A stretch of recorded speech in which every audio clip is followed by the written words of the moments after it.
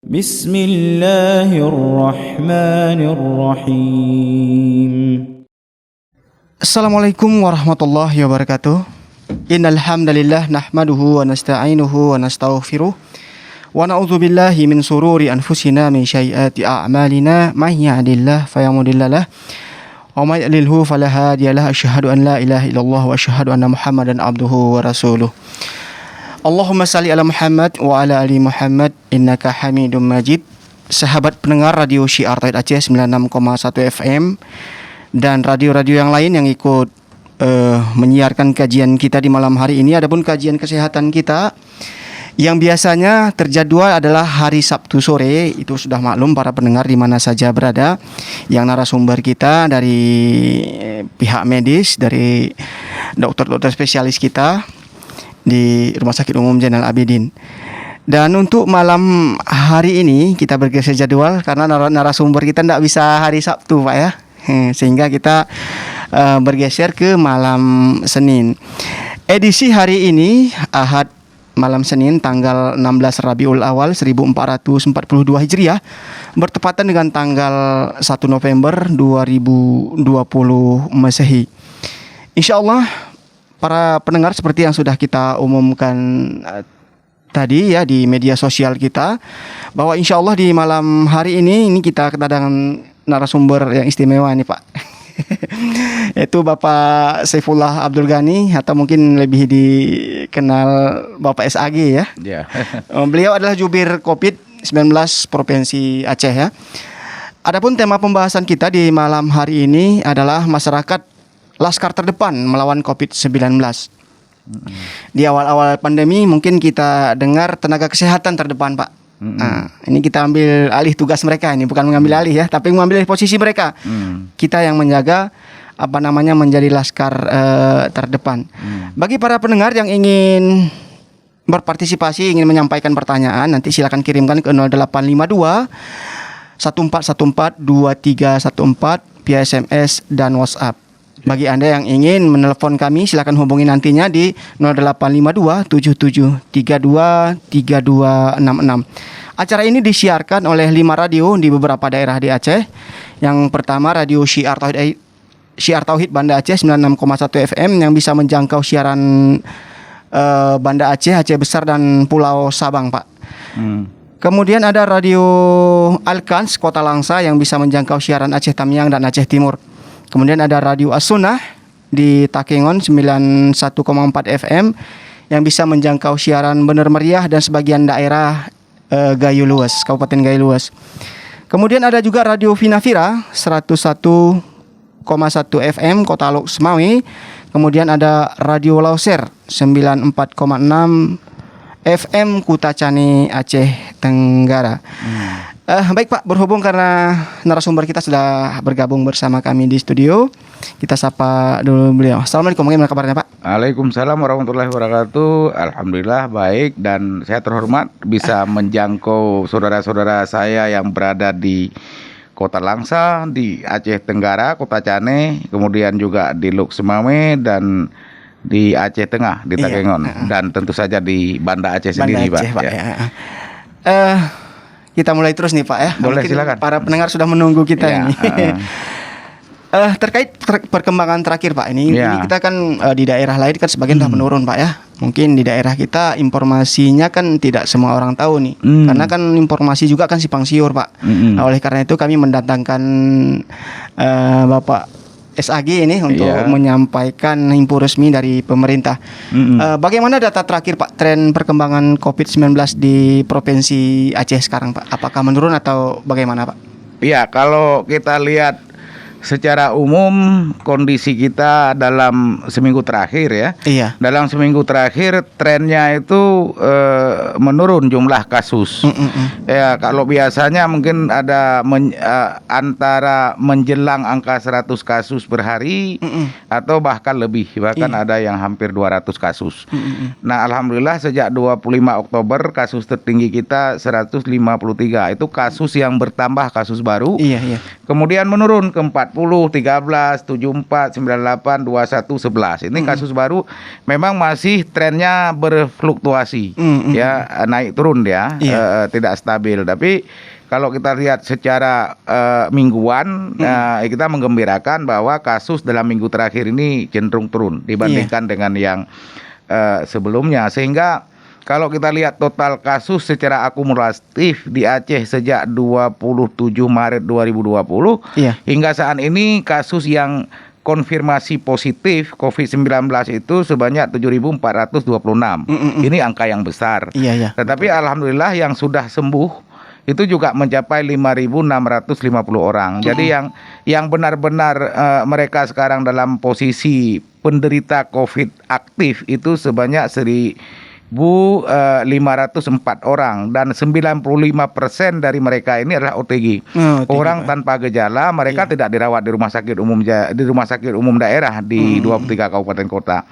Dan yang meninggal sudah hari ini dilaporkan tidak ada yang meninggal alhamdulillah, sehingga masih angka kemarin 272 orang. Itu perkembangannya. Namun sebelum kita lebih jauh kita membahas tentang tema. Nah, kenapa kita pilih tema? Tadi disampaikan di pengantar, awalnya kita masyarakat mendapat informasi adalah tenaga medis adalah di garda terdepan. Iya, betul, Pak. Nah, sekarang kita di malam hari ini kita berbicara tentang masyarakat sebagai laskar terdepan. Nah, saya ingin klarifikasi kenapa ini relevan, karena di dalam secara alamiah masyarakat itu berproses dari kelahiran kemudian menuju proses kematian. Iya, betul. Nah, di tengah-tengahnya itu ada namanya yang disebut disfungsi organ-organ. Nah, kenapa disfungsi ini terjadi? Karena faktor penuaan yang kemarin barangkali gagah jalannya, gagah gerakannya, lincah semuanya. Ini ketika kita sudah tua itu tidak akan segagah muda lagi. Betul. Ada juga yang proses terjadi kerusakan organ. Disfungsi organ itu karena faktor kecelakaan, patah. Dan ada yang memang karena faktor penyakit, pembusukan bakteri atau virus. Nah, karena itu di kesehatan secara alamiah itu orang pasti akan mengalami ini.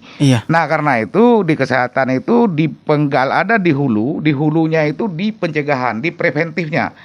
Bagaimana orang tidak sakit. Nah, kemudian ketika dia memang bisa menjaga kesehatannya dengan baik, kemudian jebol juga ternyata sakit. Ketika sakit itu perannya memang sudah tenaga medisnya di garda depan.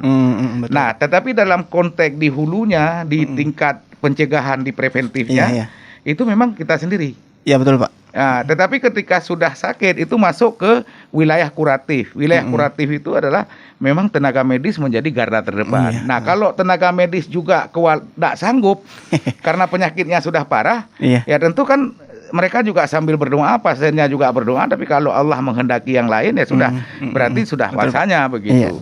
Jadi itu karena itu saya pikir kita tetap konteksnya relevan, tapi dalam konteks preventif, pencegahan. Pencegahan. Karena mencegah lebih baik daripada mengobati. Daripada mengobati gitu. Kemudian Pak, untuk kasus pasien yang sembuh di Aceh kan alhamdulillah meningkat, Pak ya. Bagus ya tren untuk penyembuhannya. Semakin hari semakin baik. Kemarin ada 119 orang yang dilaporkan sembuh. Sementara yang kasus baru itu 11 orang. Nah, kalau hari ini yang dilaporkan kasus baru 21 orang, tetapi yang sembuh 9 orang. Tetapi ini itu tadi, baik yang kasus baru maupun yang sembuh itu naik turun.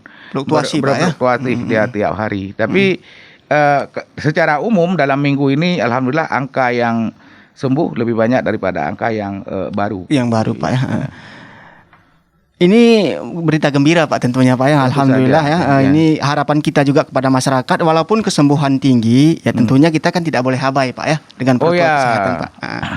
Barangkali saya ingin sampaikan kenapa angka kesembuhan kita tinggi dan angka kematian boleh kita sebut rendah ya, dibandingkan angka 7.000 dengan 200. Walaupun satu pun kematian itu punya nilai yang luar biasa. Betul, Pak. Tetapi kita bicara matematis ini ya, bicara matematis. Karena apa? Ada yang disebut dengan dua kurva ya. Ada kurva kemampuan sistem pelayanan kesehatan. Itu secara normal kita terhitung jumlah rumah sakit kita, terhitung jumlah tempat tidurnya, terhitung tenaga medisnya. Nah, kemudian penyakit secara normal hari-hari itu tidak boleh melampaui itu. Iya, betul, Pak. Kalau melampaui kemampuan layanan, ya otomatis pelayanan menjadi tidak optimal. Misalnya Overload, kemampuan rumah sakit kita melayani 1.000 orang, ya kan, seluruh Aceh. Tapi kasusnya melonjak menjadi 5.000, ya otomatis akan ada di emperan rumah sakit. Nah, ini yang sebetulnya kita nggak kehendaki terjadi. Jangan sampai melampaui. Nah, karena ini kalau bisa memang lebih rendah gitu. Tetapi ini kondisi pandemi, peluang untuk melampaui tinggi, ya yang disebut dengan kurva epidemiologi ini cenderung akan naik. Karena itulah tugas pemerintah bersama masyarakat dan seluruh komponen untuk mengendalikan. Jangan sampai, pertama, kalau bisa jangan ada penambahan kasus baru. Yang kedua, kalaupun harus ada kasus baru, jangan melampaui daya dukung, kemampuan penanganan. Itu yang terus-menerus kita jaga. Karena itu yang bisa menjaga ini, kalau kita lihat di berbagai negara yang terjadi adalah bagaimana partisipasi masyarakatnya, bagaimana kesadaran masyarakatnya untuk melindungi diri dan keluarganya yang paling penting. Betul, Pak. Kalau seandainya kita secara pribadi sudah mampu mencegah penyakit dan keluarga kita, saya kira inilah unit masyarakat terkecil yang sebetulnya mempengaruhi secara global masyarakat dalam sebuah komunitas. Gitu. Artinya kita juga harus mengetahui, Pak, bahwa kapasitas pendukung kesehatan kita tidak mencukupi kalau terlalu tinggi ya, betul. Iya. Selanjutnya, Pak, terkait kedisiplinan menjaga protokol kesehatan ini, Pak. Kan kita lihat masih banyak masyarakat yang abai ini, Pak. Ini bagaimana strategi dari pemerintah atau himbauan yang lebih ditekankan kembali, Pak? Karena masyarakat kita ini sebagian kan, apakah mereka tidak percaya, apakah karena belum kena barangkali, Pak? Mudah-mudahan jangan kena lah, Pak, ya. Iya. Ya, silakan, Pak. Saya ingin luruskan terminologi masyarakat cenderung dipersepsikan oleh sebagian orang itu cenderung kepada level terendah di masyarakat. Padahal yang kita sebut masyarakat ini baik masyarakat di level menengah, level bawah maupun level atas.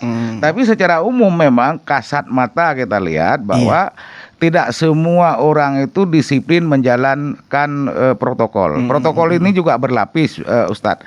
Di lapisan masyarakat itu kan di lapisan menjalankan 3M. Menjaga jarak, tidak menciptakan kerumun, apalagi masuk ke kerumun, dan menggunakan masker kalau berinteraksi dengan orang lain, kemudian mencuci tangan dengan sabun sesering mungkin. Nah, ini di level pemerintah tentu melakukan apa yang disebut dengan edukasi, supporting, sehingga masyarakat mampu melakukan apa yang mestinya dilakukan. Nah, kemudian yang berikutnya pemerintah juga melakukan tracing, ya, mencari orang-orang yang kontak erat dengan kasus-kasus positif, karena dia juga merupakan berpotensi menularkan, maka dia di tracing siapa, setiap satu yang positif itu dicari orangnya. Kalau standar WHO 30 orang harus dapat, gitu kan. Nah, dites, diperiksa lagi, kalau mereka positif mereka juga diisolasi. Kalau memang dia OTG, orang tanpa gejala. Tapi kalau sakit mereka dirawat, gitu. Nah, ada leveling tugasnya. Nah, kalau kita lihat kita di provinsi ini sebetulnya lebih kepada peran penguatan dan supporting kepada pemerintah kabupaten kota. Nah, sehingga kalau urusannya di dalam kabupaten kota secara undang-undang dan kewenangan ini merupakan urusan rumah tangga yang memang diurusi oleh pemerintah kabupaten kota, dan tentu kita juga melihat peran wali kota, peran bupati di seluruh Aceh ini cukup serius menangani COVID-19, dan juga pemerintah Aceh juga memberikan support. Misalnya bantuan dalam bantuan khusus keuangan untuk menyediakan 10% tempat tidur yang ada di rumah sakit kabupaten kota itu disediakan untuk khusus merawat pasien COVID. Kemudian ada juga diminta untuk menyediakan tempat isolasi bagi orang tanpa gejala. Jadi kalau di rumahnya nggak mungkin dia karena kamar tidak ada yang khusus dengan yang keluarga yang lain. Jadi ditempatkan di sekitar rumah sakit. Itulah yang dilakukan oleh tingkat. Jadi ada leveling yang harus dilakukan, dan juga ada yang harus dikerjakan oleh masyarakat. Karena itu dalam konteks preventif supaya tidak sakit, aktor utamanya memang masyarakat gitu. Betul, Pak. Para pendengar di mana saja berada yang bisa mendengarkan di malam hari ini. Mungkin bagi para pendengar yang ingin menyampaikan pertanyaan nih, mumpung nih Pak Abdul Ghani ya lagi Pak SAG, Bang Pak SAG sudah bergabung bersama kita. Mungkin ada undang-undang dari masyarakat, silakan disampaikan ya. Silakan hubungi kami di 0852 1414 via SMS atau WhatsApp, atau bisa hubungi kami via telepon di 0852 7732 3266. Sebelum kita terima Pak ya, sebelum masyarakat mungkin ingin bertanya. Ini Pak, di daerah kita kan banyak acara ini Pak, acara keramaian ya, kenduri lah. Ada yang kenduri walimahan, ada juga kenduri khitan juga, kemudian akikah dan kunduri-kunduri yang lain, Pak. Kalau dilarang kan tidak mungkin kita larang ini, Pak, karena sudah menjadi kebiasaan masyarakat. Ini bagaimana, Pak, untuk mencegah agar tidak terjadi penularan yang disebabkan oleh kerumunan yang kita sebutkan tadi, Pak? Ya, dari sisi berbagai kebijakan, saya pikir di tingkat kabupaten kota sudah ada pergubnya. Bahkan terakhir keluar pergub nomor 51 tahun 2020 bukan hanya menerapkan disiplin protokol kesehatan di berbagai sisi kehidupan masyarakat, tetapi juga disertai dengan sanksi. Namun itu kan regulasi formal, tapi yang paling penting sebetulnya penyadaran masyarakat sendiri. Betul tadi, barangkali sesuatu pekerjaan seperti misalnya kegiatan-kegiatan yang ibadah, nggak mungkin dilarang, tetapi yang diberikan adalah kesadaran semua jamaah untuk menerapkan protokol kesehatan tadi. Jamaahnya menggunakan masker, menggunakan tempat cuci tangan yang ada sabunnya, yang selama ini barangkali tidak lazim disediakan di tempat-tempat di musola itu Nah, karena itu sebetulnya lebih kepada penyesuaian perilaku baru karena kita dalam situasi pandemi gitu. Nah, kalaupun kenduri yang diselenggarakan oleh masyarakat seperti misalnya ini libur panjang, Ustadz. Libur panjang ini juga kalau kita lihat tren di tingkat nasional, pasca libur panjang itu tren kasusnya naik gitu. Naik tajam karena orang akan berpergian antar kota, bertemu dengan keluarganya, kemudian juga memadati lokasi-lokasi wisata gitu kan. Nah, untuk kali ke depan ini fenomena hari libur ini juga banyak orang keluar kota. Tadi Pak sore saya juga memantau di beberapa lokasi wisata di Aceh Besar, kawasan Kerung Raya sampai ke Pasir Putih. Banyak masyarakat kita memanfaatkan waktu libur ini untuk menikmati keindahan alam Aceh. Nah, keindahan alam Aceh juga luar biasa kan, nggak mungkin dilarang, orang ingin menikmati. Silakan saja, tapi ya menerapkan protokol kesehatan kan. Protokol kesehatan di mana-mana sama, cuma 3M itu. Baik Pak, sebenarnya kan masyarakat ini menerima info dari berbagai model Pak ya. Ada yang media sosial, ada juga dari mulut ke mulut gitu ya. Tentunya kan beraneka ragam informasi yang mereka terima. Bagaimana ini Pak untuk menyaring informasi, mana yang hoax, mana yang benar begitu Pak ya. Nah, ini bagaimana sumber yang dari mana yang harus masyarakat ambil sehingga tidak terjadi miskomunikasi dan misinformasi, Pak? Ya, ini memang kita menghadapi kendala serius di bidang lalu lintas informasi di zaman yang sangat terbuka sekarang ini. Jadi semua orang itu telapak tangannya itu adalah jendela dunia gitu. Jadi semua telapak tangan itu adalah sekarang ini jendela dunia. Tinggal klik aja Pak. Tinggal klik. Nah, kemudian ada juga grup-grup WA grup gitu kan, yang di-share gitu. Saya pikir inilah pertarungan informasi yang terjadi di tengah masyarakat antara informasi yang benar disampaikan oleh ahlinya. Jadi kalau bicara benar salah itu kan bicara kepada ilmuwan ahlinya. Serahkan pada ahlinya Pak ya? Serahkan pada ahlinya. Nah, yang kedua, kalau bicara halal haram pasti ada juga ahlinya, tokoh-tokoh agama, kita punya ulama gitu kan. Nah, karena itu masyarakat sebetulnya sederhana. Di Aceh itu di samping memang banyak para pakar kesehatan masyarakat, banyak pakar, banyak akademisi, juga kita punya tokoh-tokoh agama gitu. Iya. Yang dari dua sisi itu bisa belajar dalam kasus pandemi ini. Karena dalam riwayat umat Islam juga kalau kita lihat sejarahnya juga menghadapi beberapa kali serangan penyakit di masa Rasulullah yang juga banyak sekali ajaran-ajarannya gitu kan. Tinggal ditanyakan saja kepada tokoh agama dari sisi agama. Nah, kemudian dari sisi praktisnya saya juga mendapatkan dari informasi-informasi internet itu baik ada juga yang bermanfaat. Iya, betul, Pak. Nah, misalnya ada satu cara yang praktis disebut-sebut ada bagaimana ini caranya tabayun. Tabayunnya Cross check, Pak ya. Cross check. Caranya bagaimana? Pertama, ketika kita mendapatkan informasi, kita bertanya dulu pada diri sendiri atau pada orang yang kita anggap ahli di bidangnya. Apakah ini benar? Iya, Pak. Nah, kalau disebut benar, bagaimana mengukur kebenarannya?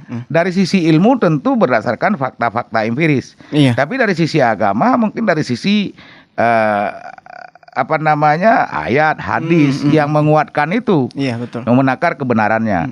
Yang kedua, apakah ini baik? Oke, benar ini. Kalau saya sampaikan ke masyarakat, ke kawan saya share, apakah Dampaknya ini apa, baik bagi mereka? Iya. Nah, kalau memang belum tentu baik, kenapa harus di-share? Iya. Yang berikutnya, yang ketiga, filter ketiga bisa digunakan. Bermanfaat tidak gitu. Jadi ada kisah filsuf ditanya orang, mau dia cerita seorang filsuf, misalnya saya dengar sebuah riwayat, datang orang mengabarkan, dia tanya dulu, sebelum kau bercerita ke saya tanya dulu, apakah berita itu benar? Bagaimana kau ketahui itu benar? Oh enggak, saya juga dengar dari orang. Oke, pertanyaan kedua, kalau memang apakah itu baik untuk saya dan untuk Anda? Iya. Enggak sih katanya. Nah, ditanya yang ketiga, apakah itu bermanfaat bagi saya dan untuk Anda? Enggak juga gitu. Jadi kalau memang belum pasti benar, tidak baik dan tidak bermanfaat, kenapa Anda harus bercerita gitu? Jadi sebenarnya kan sederhana gitu. Kritis saja begitu informasi, jangan begitu ada informasi langsung berlomba share seakan-akan kita ini paling top, pertama dapat informasi itu, padahal kita udah ke tangan ke 1000 gitu. Iya, betul. Iya, para pendengar dan pemirsa STA TV di mana saja berada yang bisa memantau siaran kita di malam hari ini ya, sangat berharga sekali apa yang Bapak S. Agi sampaikan di malam hari ini. Mungkin salah satu info resmi yang diterima dari masyarakat dari pihak medis dan pemerintah, Pak ya. Iya, serahkan pada ahlinya, karena ini pandemi ini terkait dengan kesehatan masyarakat. Tanya pada ahli kesehatan masyarakat. Kalau sakit, tanya pada dokter, karena ahlinya mengobati orang sakit, kan gitu. Nah, jadi sebetulnya ada di sekitar kita, ada bidan desa di desa, ada puskesmas di kecamatan, berlimpah informasi yang memang bisa bertabayun gitu. Baik Pak, sepertinya sudah ada yang masuk nih Pak. Silahkan. Pertanyaan via WhatsApp Pak ya. Ini dari Bu Tati di Lampenerut Pak. Ya, Bu Tati. Ingin bertanya, orang tanpa gejala yang ingin orang tanpa gejala. Nah, yang ingin saya tanyakan, apa saja ciri-ciri jika seseorang terjangkit COVID-19? Boleh diinfokan ke saya, apa aja ciri-cirinya? Misalnya sakit apa aja? Demamkah atau bagaimana? Jazakallah khair Pak S. Agi. Siapa? Jazakallah khair, terima kasih Pak S. Agi. Oke. Ibu siapa Bu? Ibu Tati tadi Pak di Lampenerut. Itu tetangga saya berarti kan. Beliau sebenarnya bisa mampir aja nanya di saya gitu. Coba oke, kita Bu Tati terima kasih sudah bertanya. Gejala awal dari COVID-19 ini pertama kita demam. Demam yang disertai dengan nyeri tenggorokan. Ya, kadang ada demam nggak nyeri tenggorokan. Yang kedua juga hilang bau. Ya, pembauan kita hilang. Oh, indera pembauan kita. Dalam perjalanan COVID sejak Januari sampai kemari itu ada beberapa gejala-gejala baru yang ditemukan. Misalnya gejala baru hilang bau. Kemudian ada gejala lain juga misalnya diari gitu. Nah, karena ini virus ini terus bermutasi, Ustadz. Terus bermutasi. Jadi kalau standarnya adalah yang bernama ISPA. ISPA itu kalau gejalanya kan gejala batuk, demam, kerongkongan. Kemudian gejala berikutnya sesak napas, itu udah lebih berat. Iya. Kemudian gejala hilang bau itu bagian dari tetapi apakah saya tidak kemana-mana, tidak bersentuhan dengan orang lain, ada gejala yang sama? Karena ini masa pandemi, ada baiknya kita berasumsi lebih aman. Iya. Anggap saja ya, silakan periksa diri ke Rumah Sakit Umum Zainal Abidin, ada di sana poli khusus Pinere. Daripada menganggap ini tidak ada, lalu keluarga yang lain kena. Iya. Apalagi di rumah kita ada orang tua yang sangat rentan terhadap risiko tertular. Nah, karena itu kalau sudah ada gejala demam flu, kalau awal-awalnya kita sering menyampaikan ke masyarakat, kalau Anda pulang dari daerah terinfeksi, kemudian mengalami gejala demam, gejala flu, sakit tenggorokan dan sebagainya, silakan ini langsung dianggap bahwa dia OTG. Bukan OTG, ODP, orang Dalam dengan pemantauan. Sekarang disebut dengan kasus suspek gitu kan. Nah, tapi sekarang ini karena klaster di Aceh juga sudah terjadi penularan lokal, maka kita nggak bisa lagi jadikan indikator saya cuma di komplek saja, nggak kemana-mana gitu. Karena di komplek kita sendiri kadang-kadang ada OTG yang tidak terang-terangan mengatakan saya ini OTG loh, jangan dekat-dekat. Kadang-kadang juga mereka tetap ikut sholat jamaah bersama kita, tidak menggunakan masker. Nah, makanya itu ambil saja resiko terendah. Kalau sudah demam, karena situasi pandemi COVID-19, ya silahkan ke rumah sakit untuk periksa diri gitu. Iya. Pertanyaan selanjutnya ini Pak. Dari Bu Novi di Kutaraja Pak. Bu Novi.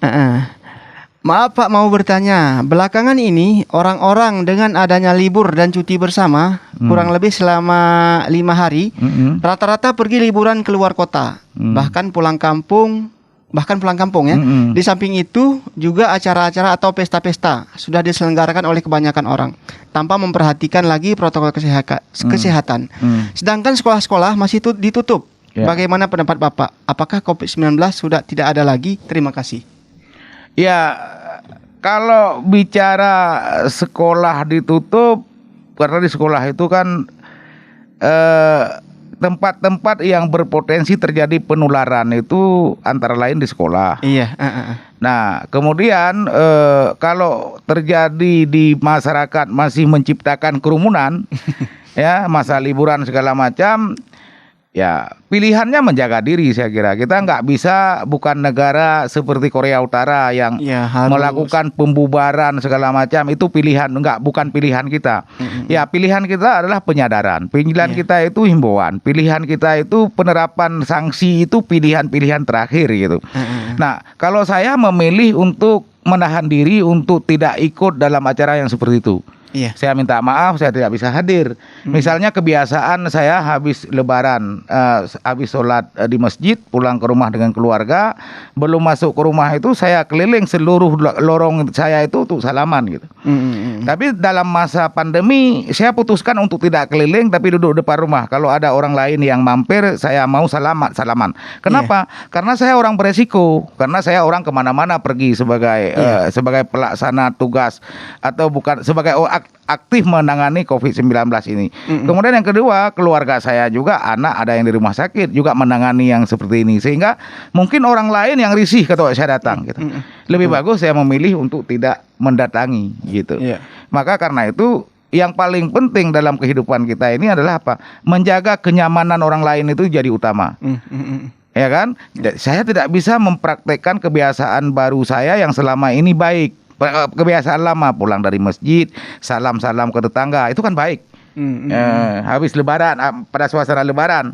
Tapi dalam situasi pandemi saya nggak bisa lanjutkan kebiasaan ini. Ya betul Pak. Ya, mungkin orang lain cemas ketika saya datang, tapi mereka harus melayani saya gitu. Jadi sepakat saya tidak melakukan praktek lama, tapi tetap membuka diri untuk orang lain. Berarti kita juga harus mengerti perasaan orang lain Pak. Oh ya pasti. Islam itu sangat menjunjung tinggi nilai-nilai etika, nilai-nilai moral, nilai-nilai keteladanan. Saya pikir itu yang paling utama kan. Yang paling utama gitu, membuat orang lain nyaman, orang lain merasa tidak takut gara-gara kita gitu. Jangan nanti kita datang ke rumahnya, tiba-tiba semua tempat yang kita duduki itu terpaksa disinfektan gitu. Iya Pak. Pertanyaan selanjutnya Pak, ini dari Riansah di Pelanggahan Pak. Assalamualaikum. Waalaikumsalam warahmatullahi wabarakatuh. Bagaimana sikap kita jika ada tetangga yang memiliki ciri-ciri orang positif COVID-19? apa ada protokol dari pemerintah dalam hal melakukan pelaporan, Pak? Pada siapa dilapor, bagaimana tahap-tahap laporannya, Pak? Iya, Pak Ariansyah, di desa itu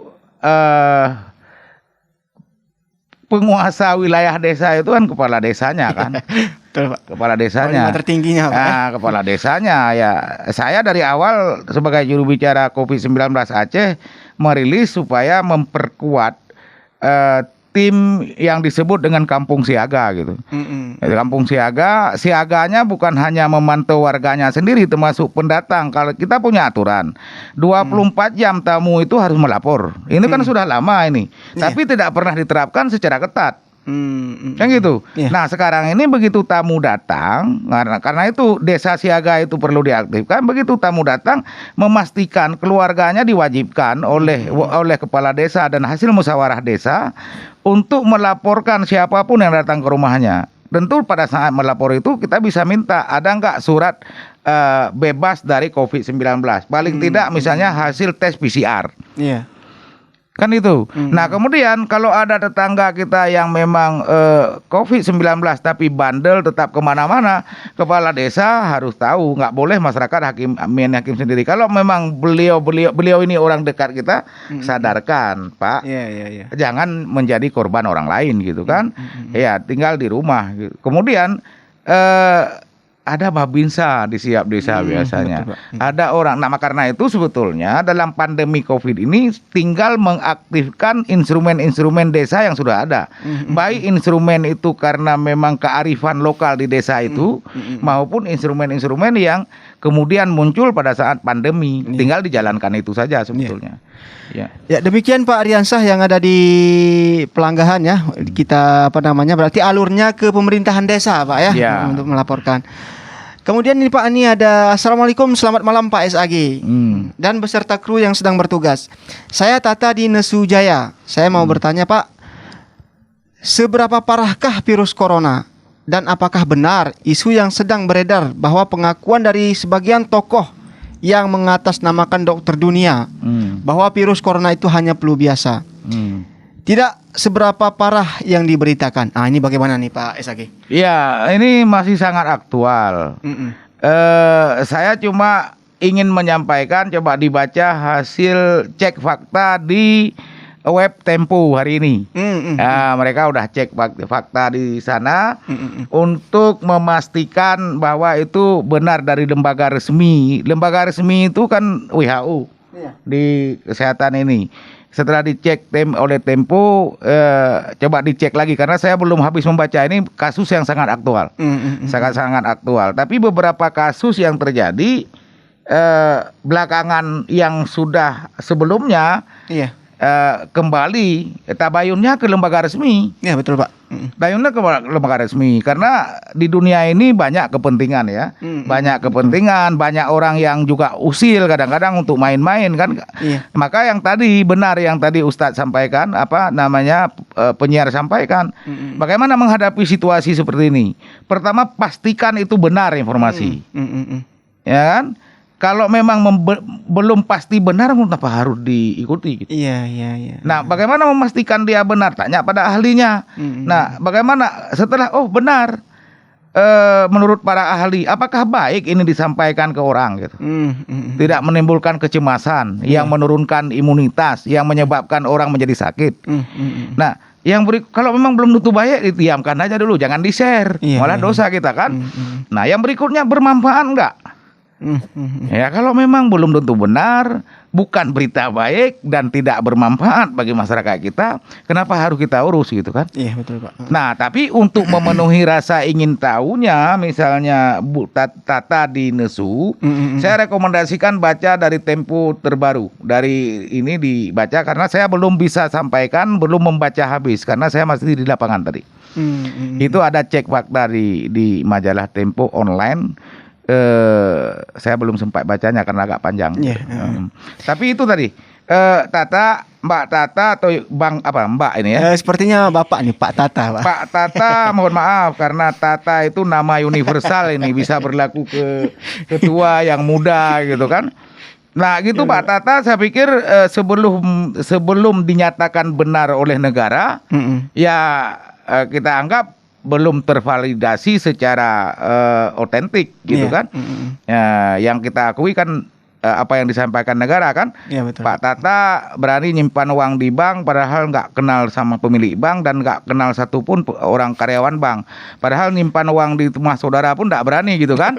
Karena kita percaya kepada pemerintah yang mengizinkan bank itu kan. Iya, iya. Nah, karena itu nanti kalau ada apa-apa kita tanya pemerintahnya kan gitu.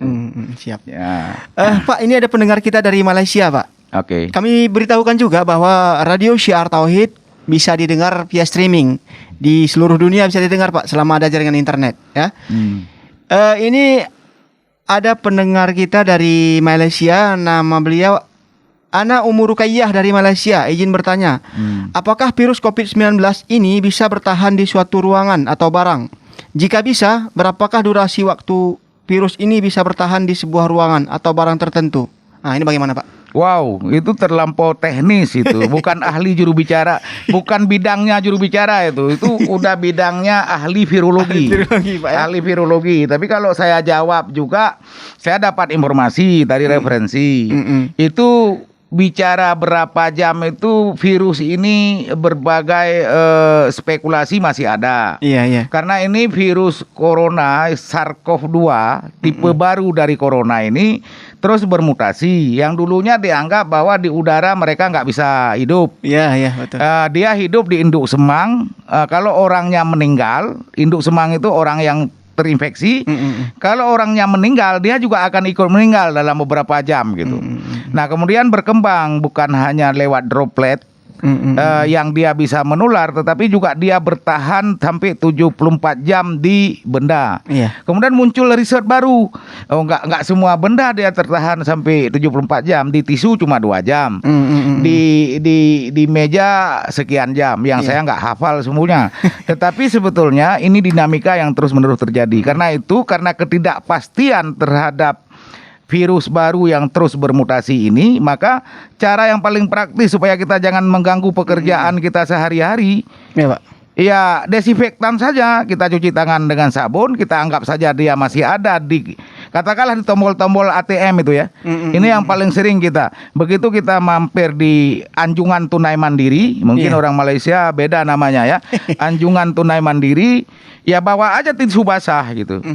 Atau bawa hand sanitizer kalau ada. Mulai kita buka pintu, kita harus asumsikan mungkin orang yang baru buka ini bukan orang yang steril. Kemudian begitu kita tekan tombol-tombolnya, setelah itu semuanya cuci tangan pakai sabun minimal. Biasanya juga di setiap Anjungan Tunai Mandiri sudah disediakan gitu. Betul, soal dia berapa jam hidup di sana nggak usah dipusingin. Yang penting kita jalankan aja protokol kesehatannya gitu. Iya, demikian Umur Ruqayyah yang dari Malaysia ya. Ya, pertanyaan cerdas itu. Tapi ahlinya virologi itu. Pertanyaan selanjutnya nih Pak, dari Abdullah di Banda Aceh. Pertanyaannya, di kalangan masyarakat masih menganggap bahwa virus ini adalah konspirasi. Sementara kita sudah melihat di lapangan bahwa ada yang meninggal disebabkan oleh virus ini. Ini bagaimana ini Pak? Gimana ini Pak? Nah, ini kan kesadaran yang bagus dari siapa tadi? Gak disebutkan nama penanya. Abdullah Pak. Pak Abdullah. Ini kan kesadaran yang bagus dari Pak Abdullah. Inilah tugas kita sampai hari ini di radio radio Syiar Tauhid malam ini, membentuk kecerdasan yang sudah terbentuk yang di Pak Abdullah ini. Ya kan? Oke lah, orang bilang ini konspirasi. Konspirasinya siapa? Ada yang bilang ini konspirasi Amerika untuk Cina. Nah, oke, kalau mereka konspirasi lalu kita kan nggak ikut lah konspirasi itu. Kalau bisa jangan jadi korban. Jangan jadi korban gitu kan. Lah, ada lagi yang mengatakan ini kan konspirasi melawan umat Islam. Ada juga isu seperti itu, ya kan? Nah, kalau memang itu yang dampak ke kita, konspirasi kenapa? Kalau ada virus ini membuat kita sakit, maka cegah sakit supaya konspirasi itu gagal kan gitu. Bagaimana menyikapinya secara cerdas? Kalau kita anggap, ada juga yang bilang ini Pak Ustadz, wah ini kan proyeknya pemerintah, proyeknya orang kesehatan. Ya kalau memang itu informasinya, gagalkan aja proyek itu. Caranya apa? Jangan sampai aku sakit, sehingga nggak ada alasan untuk beli obat kan? Ya betul Pak. Kan cara kecerdasan kita mensikapi. Nah, yang kedua, yang paling pasti, kalau betul memang ini pemerintah seperti isu-isu yang berkembang itu, kenapa malam-malam begini kita harus menghimbau jangan sakit, jangan sakit.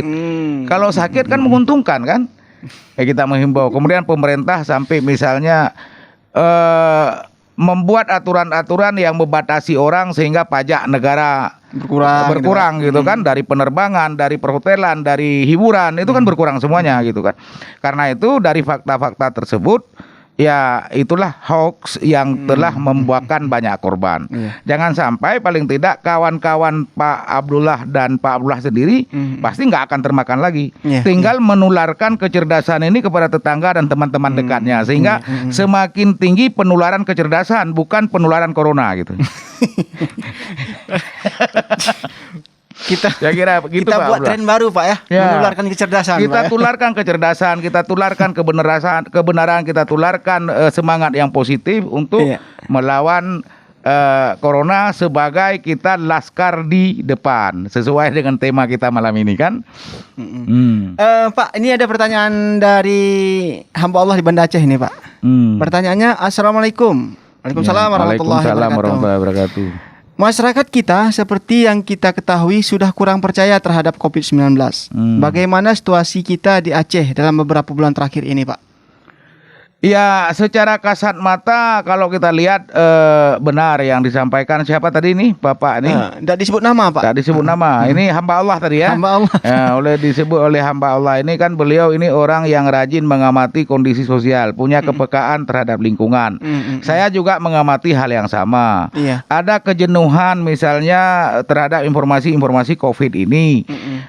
Juga ada pengaruh hoax tadi. Ada juga melihat fakta. Ya, ternyata kan tidak banyak yang meninggal. Tetangga saya setelah sakit dirawat di rumah sakit seminggu sembuh lagi. Ya kan, itu juga menurunkan orang untuk takut. Tapi kalau banyak meninggal juga kita nggak kehendaki, gitu kan? Nah, bagaimana menyikapi situasi ini? Karena kan dari awal kita tadi udah bicara, kita bisa menangani dengan baik kasus-kasus yang simptomatik. Mereka yang positif COVID-19 dan dia butuh perawatan karena memang daya dukung perawatan kita masih sanggup memberikan pelayanan yang optimal. Tenaga kesehatan kita masih banyak yang bisa bekerja secara optimal walaupun di hari libur. Rumah sakit kita masih cukup tempat tidurnya.